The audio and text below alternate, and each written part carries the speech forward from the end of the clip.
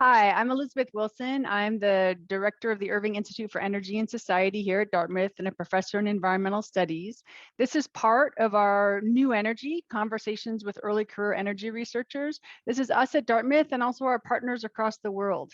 And the purpose of this series is to highlight the scholarship and the engagement of postdocs and assistant professors. And today I'm very, very pleased to welcome you to the talk of Daniel Møller Sneum from the Danish Technical University, DTU, who will be talking about flexible and integrated energy systems, finding and addressing the barriers. And so what I really appreciate about Daniel and Daniel's scholarship is he combines modeling with qualitative methods to better understand actual barriers that participants face in energy system transitions. And this is work that he presented a few months ago for his dissertation and some other stuff beyond there. So Daniel, I'll turn it over to you. You'll speak for about 30 minutes, and then if you have Q&A, please type it into the box, and we'll take questions as we go. So I'm going to turn my screen off and turn my microphone off, and hopefully we can pin Daniel as the main person in the talk, and you'll be giving the talk as you did for your dissertation. And the slides will be available afterwards as well. So thank you, everybody. We're looking forward to this talk, and welcome, Daniel. Thank you, Elizabeth. That was very nice introduction. As Elizabeth said, I'm Daniel Sneum. Today I've chosen to basically stand up in front of my slides instead of just sit down and be a talking head. And my apologies for making this deviation from usual standards, but I find it makes it slightly more dynamic. I myself have grown a bit tired of online presentations, so hopefully this makes it slightly different. The slides will be shared afterwards, so you can go into detail with those. Also, I've tried to make enough animations in the presentation to make your eyes fuzzy, also to not make you fall asleep. So hopefully that works out. My name is Daniel, working at the Technical University of Denmark. And as you can see on the screen here, this presentation is about flexible and integrated energy systems. And those two are buzzwords that has been around for, let's say, the last 10 or 15 years. So they are not particularly new. What I have looked into is to get sort of a systematic overview of the barriers to this kind of flexibility and integration in energy systems. The reason I've done that is because I found that there are many different definitions of flexibility, and much work has been done, but not so much on how to break down the barriers. So I'll talk a bit about that today. Let's see if I can make this work. Yes, just briefly about my background. I was starting my career in the International Energy Agency as a renewables analyst, then moving to Denmark to become a heat analyst in the Danish District Heating Association, and then onwards in consultancy. And when I found that I made too much money in consultancy, I moved into research to do my PhD here at DTU.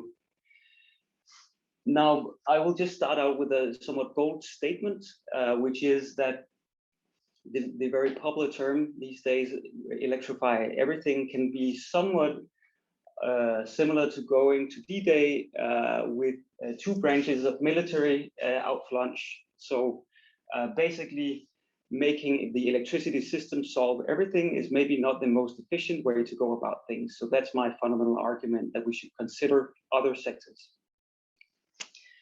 Another way to show this is perhaps some of you know the Triscuit. Apparently, it's a biscuit baked with electricity from the Niagara Falls. And the question is if electrification in this case adds value, if it actually makes the product better. And just to be clear, I'm not against electrification. It should just be done in the right way. So do it smart. And then I would also argue that we should no longer talk about smart electricity systems or smart grids, but smart energy systems, because we need to encompass the whole energy system. The reason we need to look at this is the climate-driven targets and deployment of renewables, but of course also just the market-based deployment, because renewables are becoming increasingly competitive. The IEA has projected a steady growth towards 2040 and probably beyond. I'm focusing especially on wind and solar power because those are variable renewable energy sources. What that means is that they, of course, vary with the weather, and we need to be able to integrate those when the sun is not shining and the wind is not blowing. Another perspective on this is offshore wind, specifically, where we see the different scenarios by IEA projecting either the stated policy scenario or the sustainable development scenario, very large degrees of increases in offshore wind. And although offshore wind has very large capacity factors, so they produce a lot, they don't do it all the time. So we should be able to flexibly integrate this kind of electricity. Summing up on the flexibility part, I would argue that it can bring increased resource efficiency to energy systems. It can also reduce emissions, and it can do so by integrating this variable renewable energy that I was just talking about. Also, liquid markets, or markets become more liquid in case you make them, the stakeholders or the actors, more flexible, because then they can more easily respond to more fine-tuned price signals, for instance. Resilient energy systems is a significant contribution. Now we're in a US context, and the US power grid seems to be ridden with bad luck or poor design.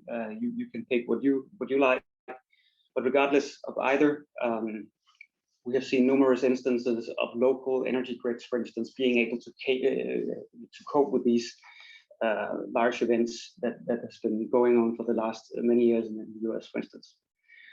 Finally, we can defer infrastructure investments. And what that basically means is that we don't need to lay new cables, for instance, for an area that can just as well, or maybe less costly, integrate the local production and consumption by local flexibility. Those definitions aligns with the IEA and NREL. So this is just summarized by me in this case. And then we can provide flexibility from different sectors. We can have the district energy systems that I'll go into detail with in a moment. We can have industry, for instance, households and transport, and several other sectors. But it's important to distinguish between these sectors. Many of the findings that we'll see today is applicable in all these sectors, but the presentation today will take point of departure in district energy. And then I should just add that we could also perceive it through different energy vectors. So that is the energy carriers that we have in the system. For district energy, it's typically water, so hot or cold water. Maybe it's a new concept to some people. It can be gas, it can be electricity, which is hard to see on the screen, I think, and then fuels of various sorts. If those concepts are a bit too foreign for you, I advise you to have a look. This is a piece of self-promotion. We have this podcast that you can go and listen to more on energy sector coupling and vector coupling. So what is district energy? We also call it district heating and cooling. In ancient times, the Romans were applying something similar to that, but in more recent history, we have it as an American invention by Bertrand Holley in the New York city, I think. So actually, it's on the US home turf that it was invented. And the basic concept, just to go into the very broad terms, is that you have a system that you want to supply with hot, cold, or electric energy. This is distributed, not the electricity, of course, but the heat or cold is distributed through pipes to the consumers by a multitude of different heat sources or cold sources.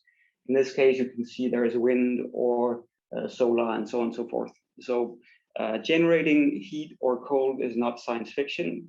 You can make that in so many different ways.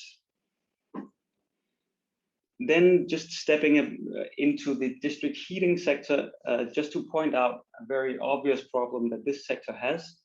You can see, you don't need to look into the details of this slightly outdated chart, but the orange bars and the red bars indicate the share of fossil fuels in district heating production And as you can see, there is a substantial room for improvement that could perhaps be provided by the renewables that we just saw before.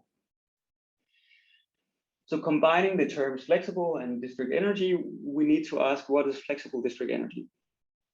First, though, I would like to just step in to the storage part, because the storage side is very important when we are discussing sector coupling. Here, it makes sense to compare apples and oranges, because if you can offer whatever need you have for energy through other sectors than electricity, for instance, then that may make sense in economic or climate terms, or whatever you're optimizing towards.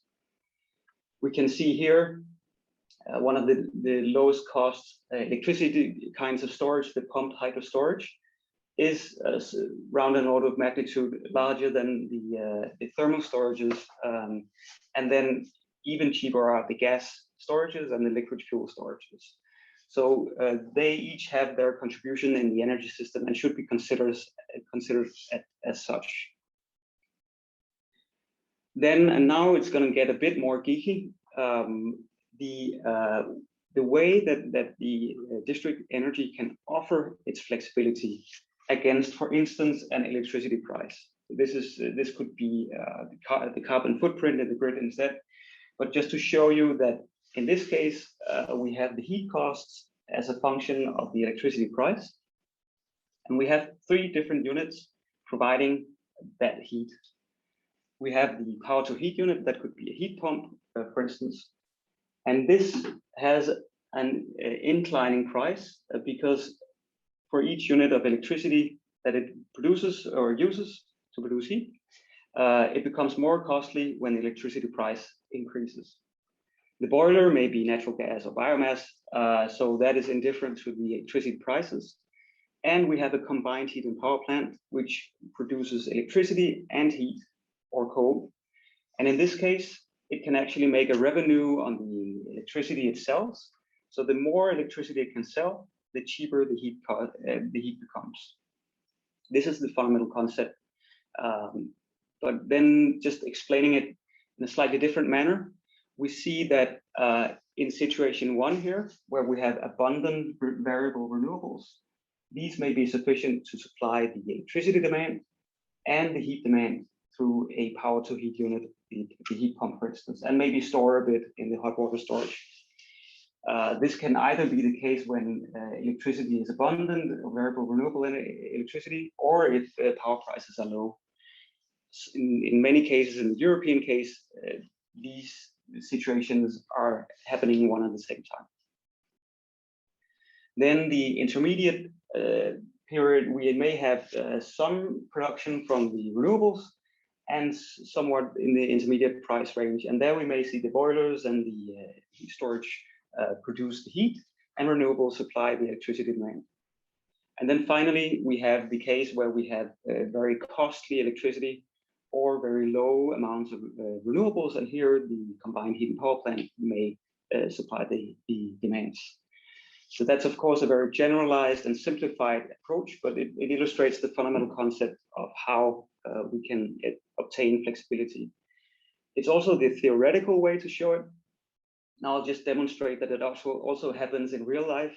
This is a Danish plant. This is 24 hours of its operation, starting from midnight the first day and then ending at midnight the next day. And here we have, it's difficult to see, but there is a green line indicating the electricity spot price. So this is a competitive electricity market that is changing throughout the day, and the plant is responding to those prices. During the night hours, the electricity price is very low. So here they dispatch their electric boiler. That's the orange plot you can see here.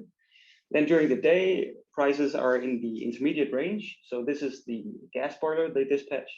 And then finally, during the evening peak, when people come home and turn on all their appliances, they dispatch their combined heat and power plant because they can make revenues on the electricity market. In this case, it also coincides with the carbon content in the grid. So you can see, which I hope proves my point of my earlier theoretical concept, that during the night, we had very low carbon content probably because consumption was low and renewables was abundant. Then it would increase during the day and end somewhere up here where it makes sense to maybe displace some very dirty German evil brown coal or something like that in the power grid. So from an economic standpoint and from a climate standpoint, this kind of flexibility makes sense. Just a quick definition of flexibility. There are so many in academic literature of flexibility. What is new here is that I would argue that the district energy, the sector coupling, needs to consider both sides of the sectors. So it needs to be able to respond to signals simultaneously, in this case from the electricity system and from the thermal demand that it has. And this is happening in distributed energy plants at a daily basis throughout the world. Then you may ask, what is the general contribution of this kind of sector coupling? So does it actually add any value to the system?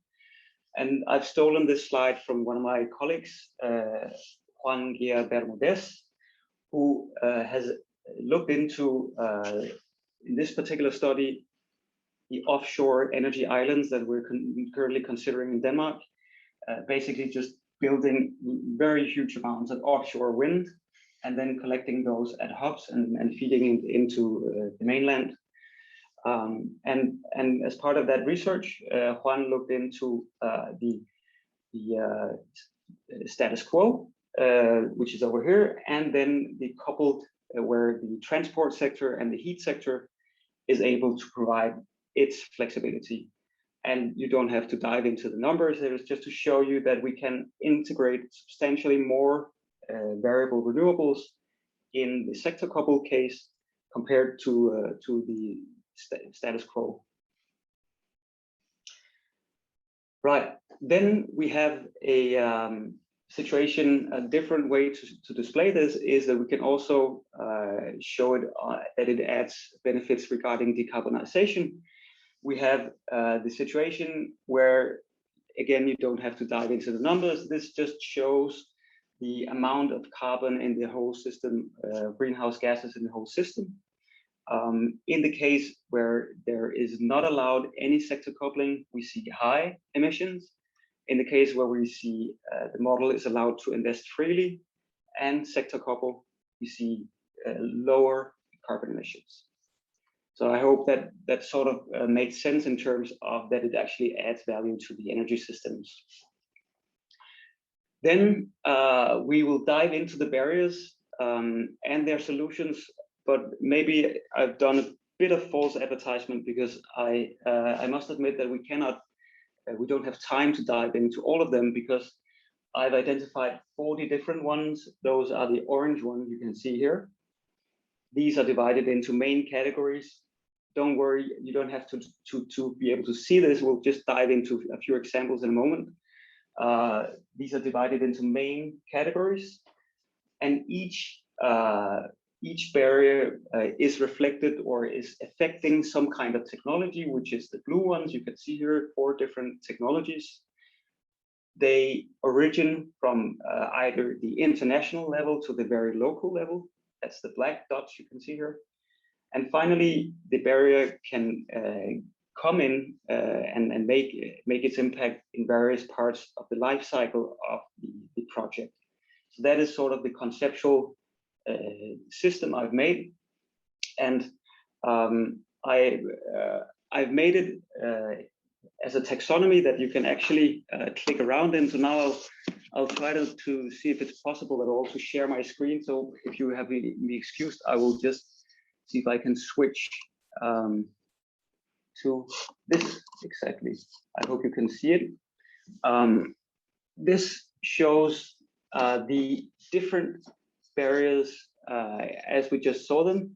And if we just click on one, for instance, the electricity grid tariffs, then we can see, and again, you don't have to see the details, but we can see that electricity grid tariffs affect power to heating, because electricity grid tariffs makes it perhaps difficult to consume electricity when the system wants the power to heat unit to do it. Its origin is from the national to the regional and local level, because tariffs can be set on a national level, or maybe even just on a local distribution grid scale level. And finally, this barrier is active in the operational phase of the life cycle. And then just scrolling through here, here we have a lot of text describing the barrier. And then in the end, we have some solutions for addressing this kind of barrier. So as you can see, what I'm doing now is basically a shameless plug for this tool I've made. And the link is freely available. It's in the slides. And I'm happy to share any experience on that and get your feedback in case you use this tool. So we won't go through all of the barriers, I promise. We won't also go through all the solutions, but what I will do is continue the presentation and just maybe leave you with a bit of inspiration for working on this. And then I need to push the right button again, sorry, hang on. There we go. I hope you can see this now, right? So that was the whole taxonomy, and that requires as much time as you want to click around. What main findings came out of that study was that just by counting the amount of technologies affected by barriers, or the amount of barriers that affected the technologies, sorry, that was the other way around, we see that combined heat and power to heating and cooling is by far the most represented technologies that are affected by those barriers. So that indicates maybe focus should be to lessen those barriers and those technologies specifically, if we want to pick the low-hanging fruits. Then we can also see that in the operation phase, which is this one, we see the most barriers. But this is not to say that we should neglect the planning phase, because this follows close by the scoping phase and the feasibility study phase. So the life cycle has representation of barriers throughout the life of a project. And then this is, of course, the first Christmas decoration that you will see this year, hopefully. And I'll just say that this is a complete coincidence, but it does show that the national level and then progressing downwards is where we should make our changes in case we want to address the barriers that we face in the energy systems. Right, and then concluding on part of the study, and this is perhaps an oversimplification, but I would argue that the main barrier is the absence of signal providing schemes. And that's my very academic way of just saying that we need someone to provide a signal to whoever we want to be flexible, a district energy plant or a car or a household. And if there are no signals to respond to, people can be as flexible as they want, but they won't be flexible because they're not reacting to anything. So we need a market, or we need carbon prices, or we need something that people can respond to. Then you may find secondary barriers, which are just as important. So even in energy markets, for instance, we see loads of barriers that can be insurmountable, or at least, well, I would argue none of the barriers are insurmountable, but at least they can be blocking a project which would otherwise benefit the energy system as a whole. Those could be electricity grid tariffs, or high financing costs, or just the perception, the bounded rationality of people making the decisions. The main solution, and this is again somewhat of an oversimplification, the solutions can address many different barriers. And what I found was that long-term targets would be very beneficial regarding many of the barriers, because those would provide investors with confidence in the future national targets, for instance, or just state targets, and make them invest accordingly. Also, it would make the acceptance and the bounded rationality of people making the decisions. It would address barriers within those categories, because then people are informed about what direction the overall system should take. Then if we dive into the US context, I suppose we have many US guests here. I actually made a study on some of the East Coast universities, a handful of the Ivies and some others, and found 18 of the 40 barriers represented in those cases. This is just a very overall summary, and people were, I don't know if they were embarrassed or not, but at least they wanted to be anonymous. So this is just the name of the state and then a numbering of the universities. So you can't name and shame anyone here. In summary, those barriers were represented in all of the main categories except from the grid access. So apparently people have nice and easy access to the electricity grid. There's a large spread among the campus systems I reviewed, from very advanced and automatized systems to very simple and manually operated systems. And I should say this is district energy systems at campuses in the US. So that's sort of the sample I've taken. The grid tariff seems to be a general hindrance to especially power to heating and cooling. So if we want to consume electricity flexibly from the large shares of offshore wind, for instance, then we may have a problem. The universities or the campuses are usually well funded, but not to convert from the very inefficient steam systems they have to hot water. At least that was something that came up often. And people are generally well informed, but the question is if they can align their investments and their actions against the overall system needs. So everything can go green. Then also, as a closing note, I would say that there's a lot of interesting stuff going on in the US these days. We have, of course, the infrastructure bill, which is very long. I haven't read it, of course, and I've searched for district energy or district heating something. Nothing shows up, so I'm interested to hear if you find something in your evening read. And then, of course, the FERC Order 2222, which enables distributed energy resources to be aggregated and then contributed in the markets with their flexibility that we have in many instances, not just district energy. And that's a positive direction. Things are moving, I think.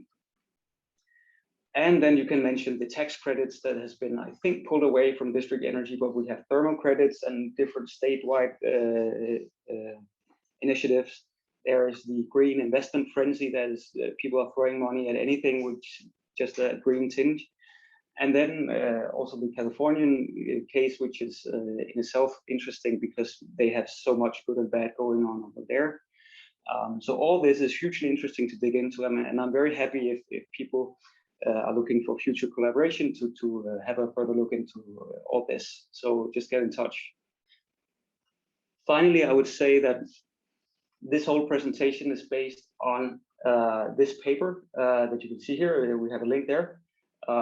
At some point in the future, I'll make a podcast episode in our podcast about it. And if this seems too boring and tedious to read, we have the very brief and more easily readable summary in the policy brief here. So with those words, I will say thank you, and also thank you to the Flexus Project, who is sponsoring my evening hours in Denmark working on this project. So thanks a lot. Daniel, that was just super. I mean, one of the things that I really appreciated this last revision of the law textbook, which I did earlier this summer, was really the prominence of flexibility now in the discussions on energy. And as you said, how ill-defined it often is. And that kind of compilation of, we all need flexibility in the system, but how to get it. And I was struck also how often it is centered only in the electricity industry. That rang really true. And in the US, if we extend beyond the electricity industry, maybe we talk a little bit about industrial energy use, and that is a flexibility piece. Maybe we talk in the future about EVs providing some of these critical services, but that's still pretty amorphous. But you're right, the absence of district heating and cooling or any sort of heating and cooling story when you give this talk is really striking to me. I invite also all of our audience members to please put questions in the Q&A so we can have a more interactive discussion. But if you could speak to that a little bit, I think it would be really interesting as you spent time here in the US and also in Europe. And I remember your earlier presentation, you called, what did you call this technology? A technology for, you have a funny way of describing it. Well, some people associate, especially district energy, with the old Soviet regime. So I used to put a hammer and sickle on my presentation just to scare people. But I suppose they are no more socialist than roads and water infrastructure and electricity infrastructure and so on. So I think, regardless what left and right wing politicians have said about Denmark, I don't think we are a communist dictatorship. So this technology works in many different places. Also in the US, I should say. Actually, there's quite a lot of district energy systems in the US, mainly at campuses, but of course also in New York or in Washington coming up, I think. So these things are developing. It's just a very unknown technology overall. And the concept of looking beyond the electricity sector is foreign to many people, but increasingly it's happening. Here's a question I have from Anson Dock, who ends it with Megaflotarbejder, very beautiful work. But he agreed that the word smart should be banned as applying to anything related to urban regional planning, such as electric grid, cities growth, and the need to have backup, plan B, plan C, etc. And thinking about critical, resilient, moral, and publicly responsible energy systems. He asks, what life cycle benefit cost analysis ratio would you recommend for thinking about backup and flexible programs? I've appreciated that a lot of the ways we talk about resilience in the US means you buy generators and stack them on top of your hospital. Right, yeah. So the backup story, I suppose this somewhat also relates to the general deployment of renewables, where people argue, or some people at least argue, that they should be backed up one-to-one with, let's say, gas capacity or some kind of backup capacity. And I would argue that that story is perhaps not entirely true. We have in electricity systems generally the N-1 criteria, which is that if one major producer in a system falls out, we should be able to back that up with an alternative source. And the more we integrate systems, and I'm talking about integrating on the sector aspects as I've discussed today, but of course also on the geographical scope, where we see the case in Texas, for instance, perhaps would have been mitigated a bit by being integrated with other electricity systems. I'm no analyst on this, but it's just to make an example of where we could see improved integration of energy systems broadly, but also with renewables by making this geographical integration as well. Please, we welcome more questions for this conversation. And you mentioned the geographies and you mentioned the importance of national barriers. We really appreciated here how much context matters for what is both feasible, but also what's legal, what you can make money on. If you were to compare a state like New Hampshire or Vermont and Denmark, I mean, what do you see as a similar situation with very different barriers? Well, one example I think is interesting to me at least, and it's because there are slightly different business setups as well. So it's not to name and shame anyone necessarily, but I've noted, for instance, I visited Dartmouth, and as far as I remember, I think the city of Hanover has a shared ownership, or at least are sharing the water supply between the city and the university. But they do not share the heat supply because that's confined to the university boundary only. So this kind of distinction between otherwise quite similar supply types is peculiar to me. I mean, we don't have, I guess, the roads are not switching to something else when you transfer from one area to another.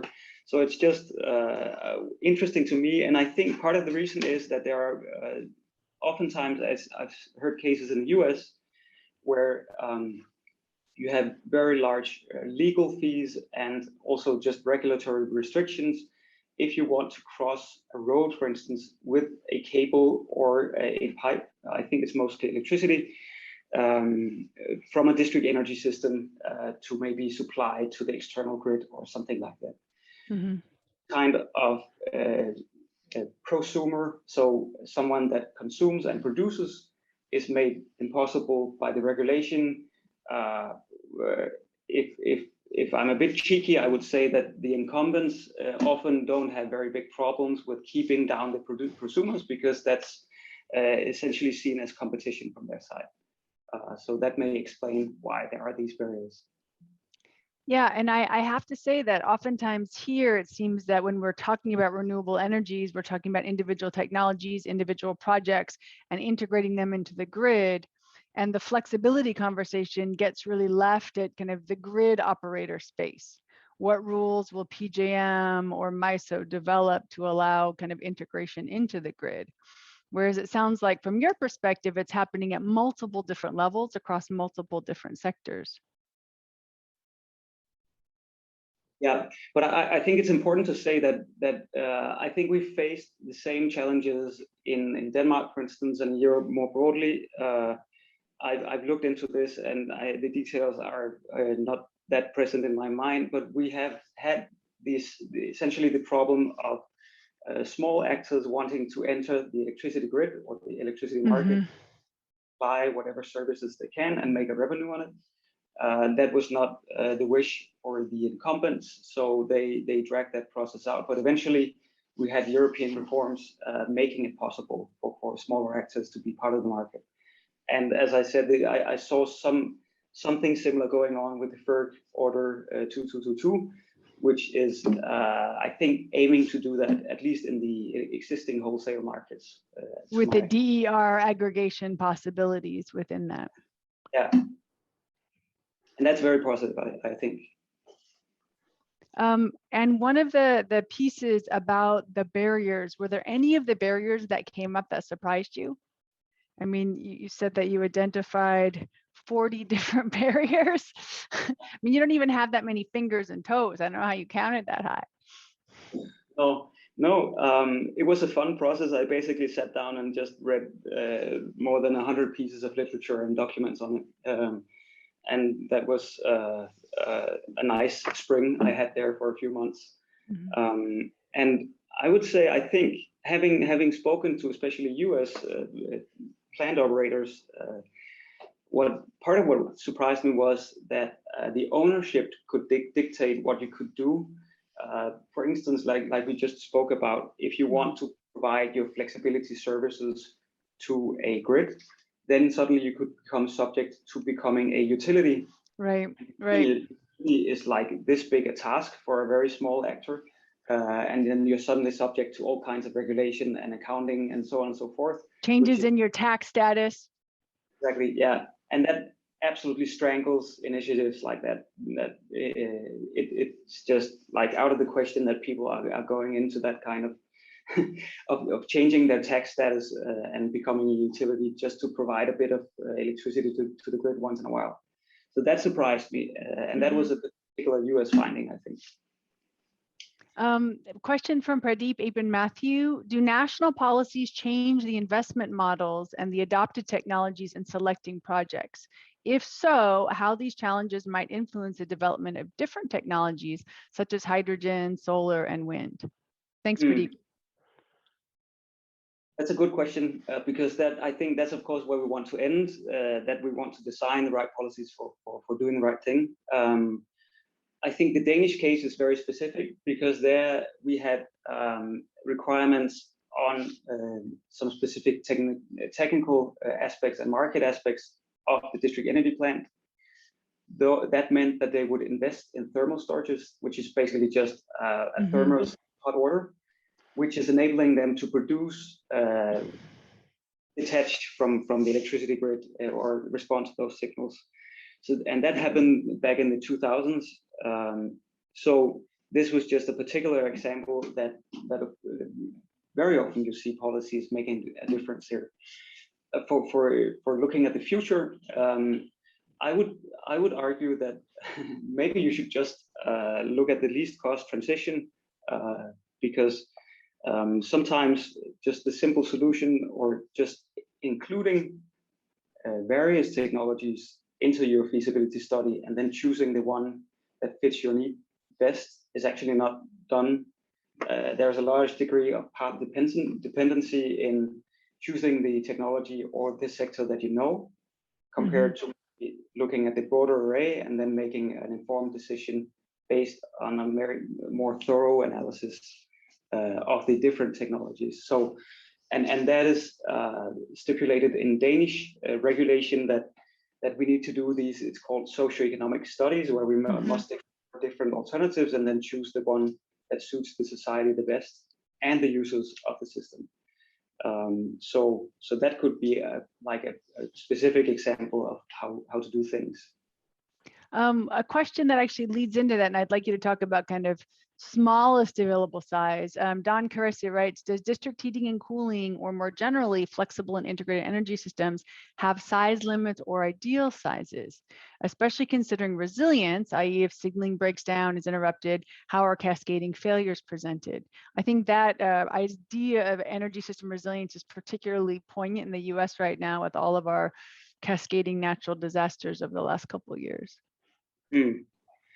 Those are good points, and I think I mean, we see very, very small systems. I know of a case where it's just a matter of, I think, maybe 15 different households that are connected to a very small loop, thermal loop of heat, and then ranging up towards the Stockholm or the Copenhagen scale. So the capitals of Sweden and Denmark are supplied by very large systems, and in the New York systems as well. Is that roughly couple million people? Just to give a number to those for Dom? Yeah, I would just, a very rough estimate is, let's say 500,000 people in Copenhagen, and then probably in that range, and maybe a bit more in the Stockholm case. But quite large systems at least in a Danish scale. But I think those are also some of the biggest ones, and probably my China numbers are not that well updated, but probably they have very big systems over there. Yeah, I remember in Beijing, when that plant was on, we were warm. When it was off, we were cold. If it was too warm, you just open the windows. Unfortunately, there was no way to control that heat. You're correct. So I wouldn't say that there is any ideal size. What I would say is that, and this is maybe a new concept, but having the right heat density or cooling density. And what that means is that if you had a city, I don't know if you can see this, then this area is probably quite dense and would benefit from having a district energy solution. Whereas if you're out in the suburbs and has a very large spread of houses, then the heat losses by piping it underground would just become too large, and you would probably be better off by using heat pumps, for instance. Here, the discussion and the analysis does seem very heat pump focused. And I think it's just a technology that people are more familiar with, and a financing model that you can do as individual one-offs. But one of the things when I think about flexibility and that integration piece across the electric sector with other sectors is you have very different decision makers, you have very different kind of operational needs. And I'm wondering if you could give some examples maybe from the Danish scene of how those actors came together to think about this more holistically and collectively. Yeah, well, the story goes on for a decade or a century, actually, because where we saw the first district energy plants in Denmark. Okay, we've got 10 minutes. So yes, I will brief. So what basically happened was that in the 70s we had an oil crisis that the US also felt, and this oil crisis basically induced some very heavy planning of things. You could say that in the UK they felt the same pain when they had the oil crisis. They chose the sort of free market approach, roughly speaking. They ended up with fuel poverty and inefficient homes. So well done. Denmark didn't. Well, now I'm perhaps I shouldn't brag too much, but what we ended up was a zoning system that basically dictated that this area must be supplied by this supply type, natural gas, whereas this area must be supplied by district heating. And so that it wasn't just how the buildings were used, it was what energy supplies were needed for those particular parts of the city. Because here, when we think about zoning, it's like, this is a commercial area, this is a residential area. Here it's zoning for what energy use is happening. Exactly. That's really interesting. And that was a very top-down approach, and it meant that we had sort of not a very forced deployment of the technologies, and because it shouldn't be completely dictated by government fiat, it should be calculated what was the most economically feasible solution in either area, and then the solution was chosen. Okay. So this is perhaps the closest we come to socialism or communism. But what I see happening in California these days is actually very close to that, because I think they have dictated that all new homes should have heat pumps and well. So I think history is repeating itself, just with different technologies. And I think the way they talk about it is performance standards, right? So you have technologies that meet these performance standards, and there's really only one technology that can, and therefore, yeah. Right. But going there, I mean, so you had those original kind of provision of energy use, but when you're thinking about this flexibility system, that's a whole nother set of actors. And you're connected to the European grid. And so thinking about that is something that I'm just curious how those two sectors became conversant with one another, or are becoming conversant with one another. Yeah. Very good point, and I think that touches upon the incumbents that were in the Danish system, just like any other electricity system. In Denmark, two large consortiums that would operate the electricity system on a commercial basis, and they would dictate what should be built where and what could supply into that system. And then what was done was that these were merged into a semi-public institution. I think there is a better word for that, but that's sort of not entirely government control, but at least under some public supervision. And this was just then regulated in a way so the broader array of energy actors could participate, not just the incumbents that had dominated the system until then.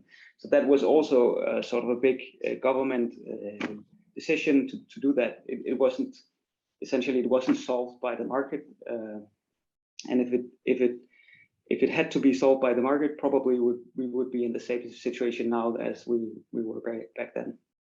And that was actually one of the first questions, and I didn't read that part of it, but it was asking about many of the solutions that you're proposing for flexibility are market. You wanted market signals, you wanted clear. So can you talk a little bit about this balance between markets and kind of planning, thou shalt regulatory initiatives, and how you're thinking about this? Because I could just require you to provide regulation. That's true. You could argue that this study of barriers to flexibility is basically just a study to barriers for an efficient market. Okay. Because what the main flexibility signals are right now is market prices. Okay. So what the government and what European governments have done and US states have done in many cases is to facilitate the market.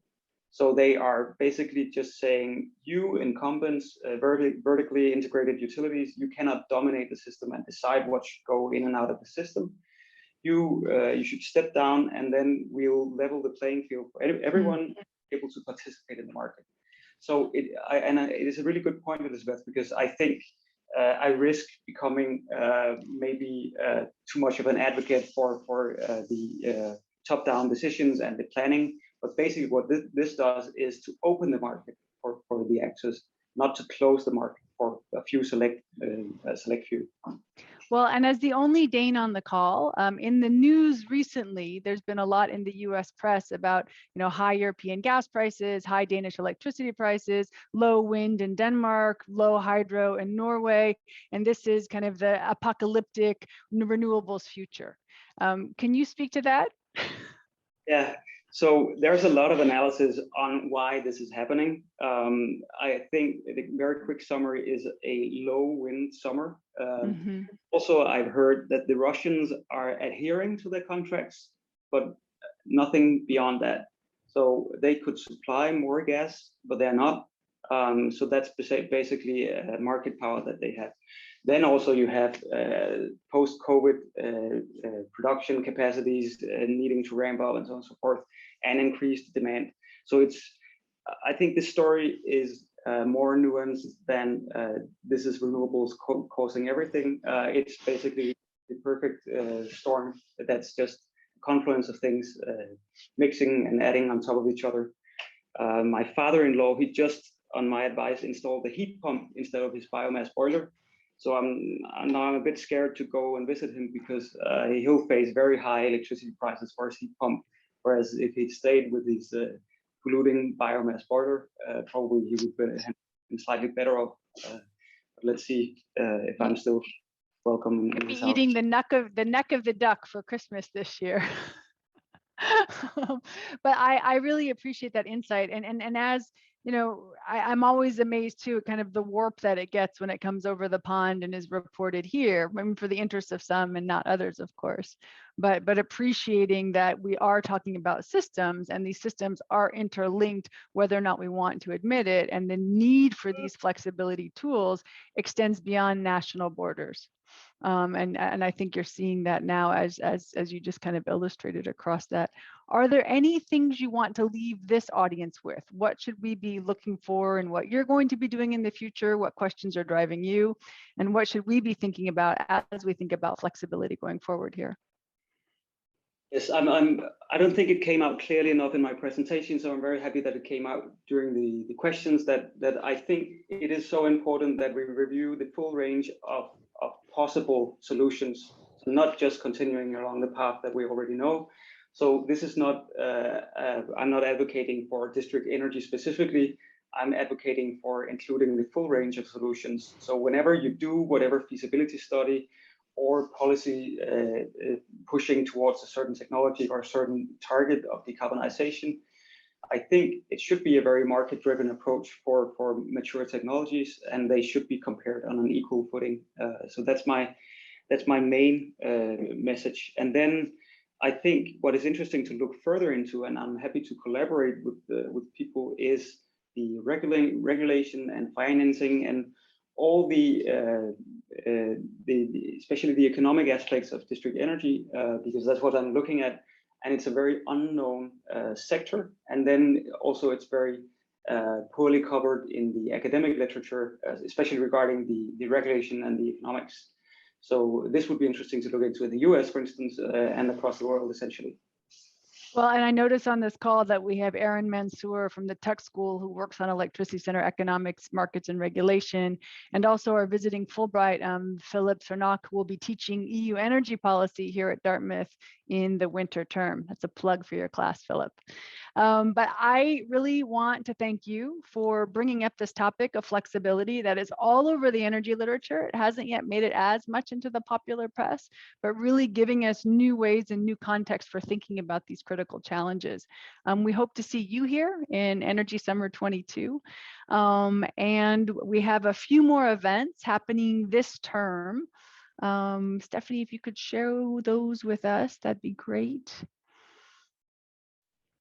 So we have our new energy series that will be continuing. We also have the Dartmouth Energy Collaborative Fall Series. So Daniel, Rosie spoke about the Dartmouth energy system last week, and next week we'll be talking about other college campuses.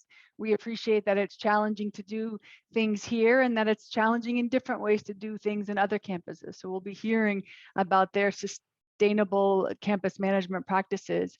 Danae Hernandez-Cortez from ASU will be talking about markets causing environmental injustice. So thinking about how these same regulatory signals may be shifting burdens to one community or another, looking at California's carbon market.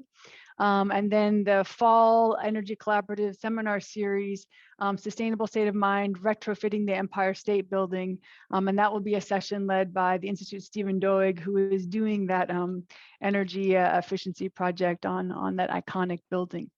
So Daniel, thank you so much for being part of this conversation. Thank you for sharing with us all your insights, your research, what you're thinking about. Your slides will be available for others to look at, and all of those links and tools will be embedded in that as well.